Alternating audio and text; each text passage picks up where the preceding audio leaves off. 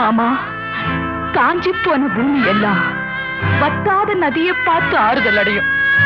அந்த நதியே காஞ்சி போயிட்டா துன்பப்படுறவங்க எல்லாம் அவங்க கவலைய தெய்வத்துக்கிட்ட முறையிடுவாங்க.